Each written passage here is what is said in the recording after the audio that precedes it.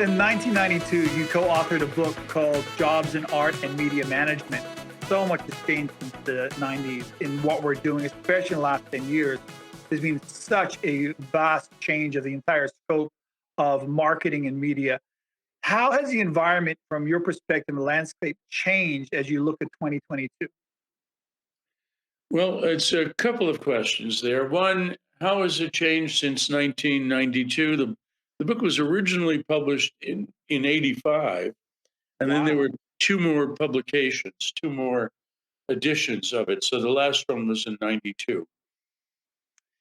At that time, arts management as a profession was really not established. There were a few graduate schools in arts management.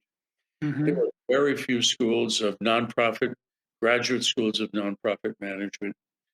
And today, of course, they proliferate nonprofit management, graduate schools, et cetera. I think that, it was a progression. I think later on we'll talk a little about sustainability and how most nonprofits, culturals, and others are obsessed, as they should be, with sustainability. There's never enough money, that kind of thing. Of course, I believe that great arts organizations, great nonprofits are much broader than the sustainability. But so that today during the pandemic, sustainability has really reared its ugly head. It's on everyone's mind. So what's changed in that regard? Not much. What has definitely changed are a few things. And every 10 years, I write a forecast for the decade. I wrote one in 2020. I published it in February. And of course, the world changed in March of 2020. Yes, it The did. things that I noted, I think, remain. One, um, cultural and nonprofit and liberal institutions are under attack. They're under attack from fascistic or autocratic institutions around the world. That's one thing. They're under attack from governments who are feeling that they should not be supported. Now, Europe is slightly different, but in the United States, that's certainly the case.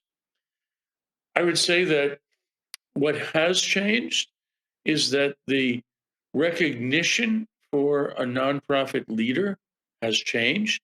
They have much more respect. They are joining corporate boards. They are changing the lives of people and being recognized for that. So, in some ways, in a broad way, the institutions, our liberal nonprofit institutions, are under attack from the outside. And at the same time, the great leaders are stepping forward, right? Absolutely. Um, Before, when I graduated high school, my first dream was to be a history professor. I loved history, partly Uh, because it's the only subject I didn't have to study for in high school to get A's. So that was maybe a laziness factor, but I was fascinated by history. And one of the things I noticed early on, and a lot of this was put into me by those that I was in an orchestra in my teen years, and I was the youngest in the orchestra. They're all pretty much adults around me. And they would keep speaking that where there is freedom of art, there's freedom of thought. And that's the reason why historically, when you mentioned fascism, when that nationalist fascist mentality starts to encroach on the art, it's because they're trying to control the freedom of thought. And right. it's so true. Yes. It's very true. And this whole moral, ethical issue that is on the minds of boards of nonprofits across the world, the whole issue of professional ethics in nonprofit arts and in general, those are things that, because of the strain, the external strain, are really becoming brittle. They're under pressure, and you see a great deal of turnover and turmoil among the leaders who are not up to that task.